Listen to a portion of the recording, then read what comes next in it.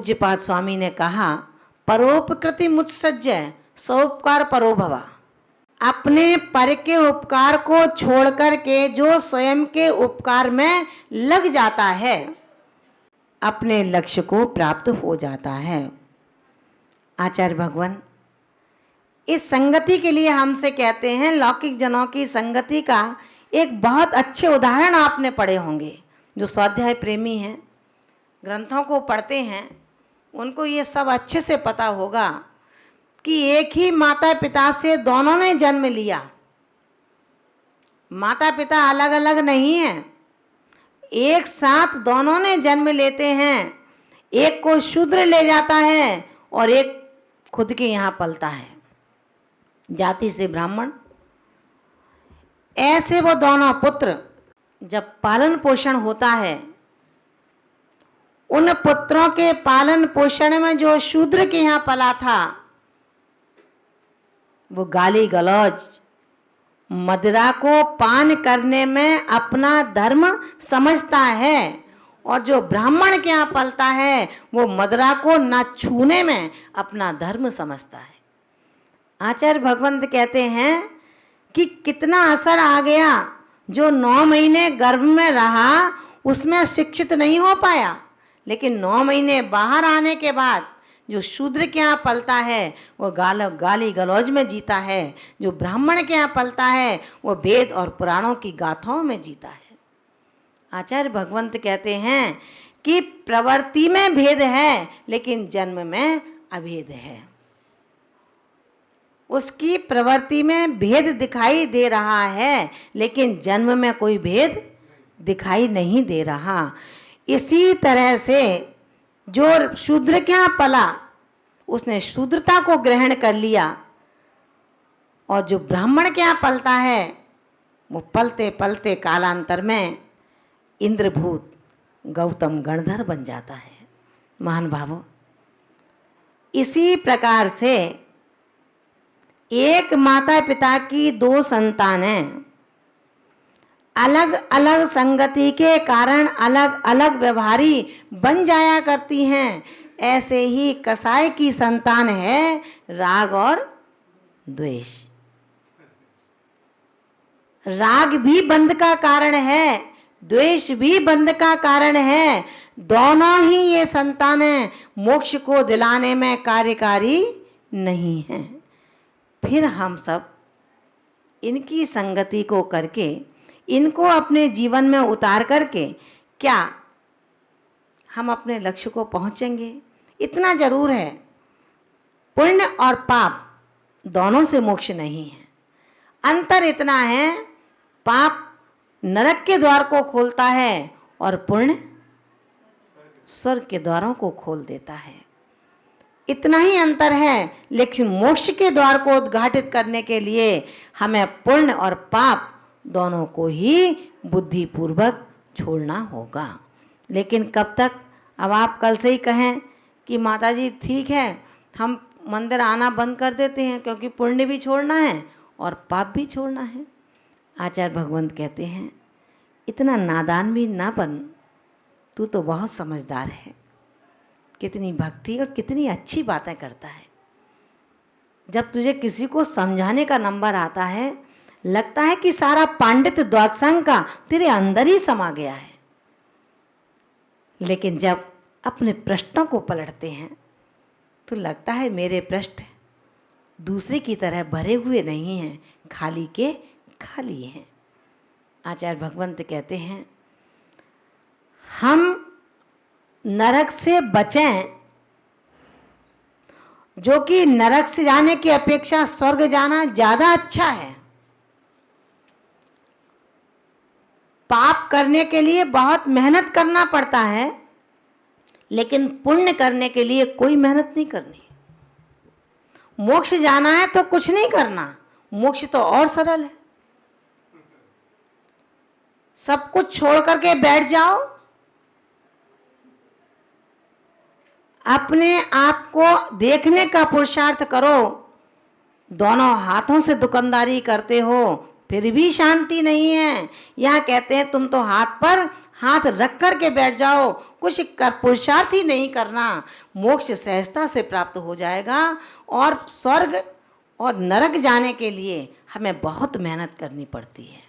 अगर नरक जाना है तो आसानी से नहीं जा सकते। आचार्य कुंद कुंद भगवंत कह रहे हैं, नरक जाने के लिए तुझे इतनी मेहनत करनी है, 5 पापों को करना पड़ेगा, दूसरे की देरी पर दस्तक देनी पड़ेगी, तभी तो तू परिस्त्री गम्मी बनेगा। भगवान की प्रतिमा के सामने खड़ा है और खड़े होने के बाद भी विचार कर रहा है कि कहाँ खड़ा हूं, इससे अच्छा तो मधुशाला चला जाता तो अच्छा रहता। देखने में भगवान के सामने खड़ा है, देखने में भगवान का अभिषेक कर रहा है, भक्त के वस्त्र पहने हैं, पुजारी की ड्रेस में है और जोरों से तल्लीन हो गया भक्ति में, लेकिन मन के शब्दों के साथ जो परिणामों का परिणमन चल रहा है वो हमें निरंतर अशुभोपयोग की ओर ले जा रहा है। सामाजिक में बैठे हैं, आंखें बंद हैं, स्थिर शरीर है, कोई चलायमान नहीं है। घंटे बीत गए, 2 घंटे 3 घंटे तक बैठा है, कितना बड़ा साधक है। लेकिन ठीक उसी तरह जब परिणामों का स्थानांतरण चल रहा है तो ठीक उस तरह कि सुबह से लेकर शाम तक काली पट्टी बांधी गई जिसकी आंखों पर घुमाया जा रहा है, विचार करता है कि मैं आज कितनी लंबी रास्ता को तय कर चुका हूं, लेकिन सायकाल जब वो कोलू बंद होता है, पट्टी खोली जाती है तो वहीं का वहीं दिखता है। घंटों की सामायिक वर्षों से कर रहे हैं, ध्यान वर्षों से कर रहे हैं, प्रभु का भक्तांबर वर्षों से पढ़ रहे हैं, सहस नाम को 3 बार पढ़ते हैं, अभिषेक डेली करते हैं, सोने के कलशों से करते हैं। रे मानव, किंचित भी तो तेरे कसायों का उपशम हो गया होता तो कितना अच्छा होता। प्रवृत्तियां नहीं छूटी, प्रवृत्तियां छूट जाती तो तेरा जन्म सार्थक हो जाता। राहगीर सड़कों पर चलता है और सड़कों पर चलते हुए कहता है, उस उद्यान से खिले पुष्प को, रे गुलाब तू कितना सुंदर है, तेरी सुवासना चलते हुए राहगीर को भी रुकने के लिए मजबूर कर देती है। तेरे शरीर के आजू बाजू में कांटे ना होते तो कितना अच्छा होता। वही राहगीर और आगे बढ़ता है, देखता है कि एक ऊंचे वृक्ष पर कृष्ण, जो द्रव्य से कृष्ण है, सुंदर मधुर कंठ से सुंदर गान गा रही है। ऐसी वो कोयल को देख करके राहगीर कहता है कि रे कोयल, तू कितना अच्छा गाती है, तेरा कंठ तो बहुत ही अच्छा है, परंतु तू काली ना होती तो कितना अच्छा होता। और आगे बढ़ता है, अथाह लंबाई चौड़ाई गहराई के आयतन को धारण करने वाले समुद्र को जब देखता है तो कहता है कि रे समुद्र, रे विशाल जलाशय, तुम कितने गहरे हो, कितने चौड़े हो, कितने भरे हुए हो, लेकिन काश खारे ना होते तो कितना अच्छा होता। प्रकृति के इन तीनों उपहारों ने मौन में कहा, रे इंसान, तू भगवान की प्रतिकृति है, तेरे अंदर भगवान बनने का साहस मौजूद है, तेरे अंदर भगवान बनने की क्षमता और शक्ति मौजूद है, लेकिन काश तेरे अंदर दूसरों के दोष देखने की आदत ना होती तो तू कितना अच्छा होता। मान भावों, चित्रकार मूर्तियां बनाता है, शिल्पी मूर्तियां बनाता है। एक दिन मूर्तियों को बनाते बनाते मूर्तियों के आगे बैठ गया और उसने कहा कि रे भगवान, तुम भी कलाकार हो और मैं भी कलाकार हूं। क्या कहा? तुम भी कलाकार हो और मैं भी कलाकार हूं। तुमने भी अपनी कलाकृति से इंसानों की मूर्तियों को नीचे भेजा है और मैंने भी इंसानों की मूर्तियों को बना करके बेचा है। तुम्हारी मूर्ति और मेरी मूर्ति में सिर्फ इतना अंतर है, तुम्हारी मूर्तियां एक दूसरे को देख करके लड़ने लगती हैं और मेरे द्वारा बनाई गई मूर्तियों को देख करके लड़ने वाले भी अपना शीश झुका देते हैं। परमात्मा की मूर्तियां इंसान के रूप में हैं। लौकिक जनों की संगति से यही असर होता है कि जो जैसा है हम भी वैसे ही बन जाते हैं। आचार्य भगवान ने कहा कि यदि एक श्रावक ग्रस्तों से बात करेगा तो उसकी बुद्धि ग्रस्तों जैसी होगी। वो भोगी है, वो विषयों का रोगी है, और तुम योगी हो, विषयों के त्यागी हो।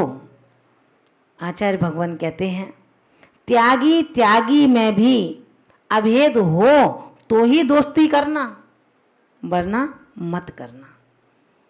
त्यागी त्यागी हो, साधक साधक हो। साधक यदि विराधक है तो भी उससे दोस्ती मत करना, अपने जी की रक्षा करना। क्यों? उसके अंदर ये क्षमता नहीं है तुम्हारी कमियों को, तुम्हारे दोषों को वो दूर कर सके। वरन तुम्हारे मन में यदि किसी के प्रति विद्वेष की भावना है तो वो यही कहेगा कि बिल्कुल सही सोचा है तुमने, वो ऐसा ही है। महान भावों, हम ये विचार करें कि इस पद पर जैन कुल को पाकर के भी हम अपनी संगति को सुंदर बनाने की कोशिश करें।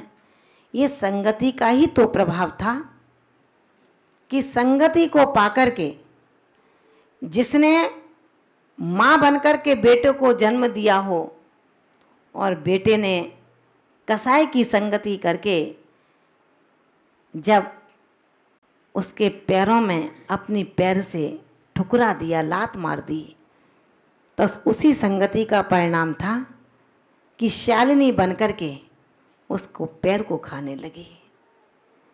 हमको और आपको चमड़े के चक्षुओं से दिखता है कि देखो बेचारे यतिराज जिनको शालिनी खा रही है, हटाओ इसे, भगाओ इसे। आचार्य कुंद कुंद स्वामी कहते हैं, जब तक तेरे परिणामों की शालिनी नहीं निकलेगी तब तक ये शालिनियां न जाने कितनी बार तेरे शरीर को अपना ग्रास बनाती रहेंगी। हम दूसरों को देखते हैं, खुद को भी तो देखें। हमें ये तो दिखा कि कंस ने उग्रसेन को छीके पर बैठा दिया, ये तो कहा कि देखो कितना दुष्ट है, बाप की इज्जत नहीं करता।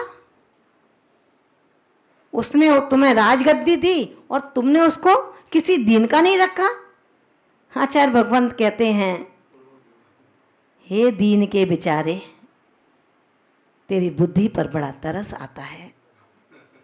आज तुझे दीनहीन दिख रहा है, और जब वही कंस मुनराज बनकर के तेरे नगरों में चर्या करने आया, तूने भेरी पिटवा दी कि कोई भी मुनराज को आहार नहीं देगा, क्योंकि मुनराज ग्रस्त अवस्था में मेरे मित्र थे, मेरे महलों में उनको आहार दूंगा। महान भावों, ध्यान रखना, राज समाज महा अघ कारण, भैर बड़ा वन हारा। ध्यान रखना महान भावों, जिस संपत्ति में हम झूल रहे हैं, जिनको अपना मान रहे हैं, वो किंचित भी तेरे नहीं हैं।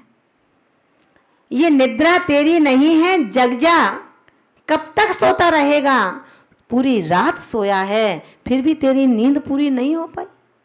इस मोह नींद को कब जगाएगा, इस मोह नींद से कब ऊपर उठेगा। छोड़ दे इस नींद को। क्या होता है रात और क्या होती है दिन, पूछो उन सिमंदर स्वामी से जो रात और दिन के अभेद रीति से समो शरण में विराजे हुए हैं। महान भावों, ऐसे लौकिक जनों की संगति से एक साधक महावाचाल बन सकता है, परिणामों से कुटिलता को ग्रहण कर सकता है, दुर्भावनाओं से युक्त हो सकता है। दुर्भावनाएं उसकी छोटी मोटी नहीं होंगी, जो जितना बड़ा होता है उसकी पहुंच भी बहुत बड़ी होती है। अगर उसके लिए हमने कहा कि भैया स्वाध्याय में आ जाया करो, जिसे जिनवाणी अच्छी नहीं लगती, लेकिन जैसे ही जिनवाणी पूरी होती है, जीवों की हिंसा का तनिक ध्यान न करने के बाद मेरा स्थान बिल्कुल स्वच्छ होना चाहिए, उस परिणति में मेरा मन है। लेकिन जिनवाणी का जहां रसास्वादन हो रहा हो वहां पर उसको चैन नहीं पड़ता, या तो नींद आती है या फिर दूसरों की बुराइयां याद आती हैं, अथवा किसी को कोई समय दे रखा होगा, वो आ रहा होगा, यहां ध्यान ना रह करके दरवाजे पर ध्यान रहता है। रे मन, तू कितना अधम है, तू कितना चोर है, तू कितना पापी है। मोक्ष मार्गी बनने के बावजूद भी अभी तक तू जग नहीं पाया कि मैं अपनी अधमता को छोड़ दूं, अपने पाप को छोड़ दूं। मेरे अंदर जो कसायों का चोर बैठा है, मेरे अंदर भोगों का जो चोर बैठा है, विषयों का जो चोर बैठा है, उसको निकाल करके बाहर कर दूं। आचार्य भगवंत कहते हैं, संगति का असर इतना है, जल वही है जो तुम्हें प्राण देता है। वही जल जब ईख में पड़ता है तो मधुर रस बन जाता है। वही रस जल जब सीप में पड़ता है तो मोती बन जाता है, और वही रस जब सर्प के मुख में पड़ता है वो विष बन जाता है। महान भावों, इसीलिए कहा है कि इससे अच्छे तो वही सिंह का जीव है, इससे अच्छा तो वो अकौआ है जिसमें महावीर की आत्मा छिपी थी। वो सिंह जो हिंसा प्रेमी था वो हमसे कहीं बहुत अच्छा था, जिसमें महावीर की पर्याय दबी हुई थी। विचार करना महान भावों कि हम बड़े बड़े उपदेशक होने के बावजूद भी अपनी ओर आज तक ध्यान नहीं दे पा रहे हैं, अपने घर की ओर नहीं लौट पा रहे हैं। खूब पढ़ लिया लेकिन गुण नहीं पा रहे हैं, खूब खा लिया लेकिन चर्वण नहीं कर पा रहे हैं। जब तक गुनोगे नहीं, चिंतन नहीं करोगे, चर्वण नहीं करोगे, तब तक आपका किया गया भोजन जो पौद्गलिक टुकड़ों के माध्यम से हुआ है वो रस रुधिर मज्जा आदि में परिवर्तित नहीं होंगे।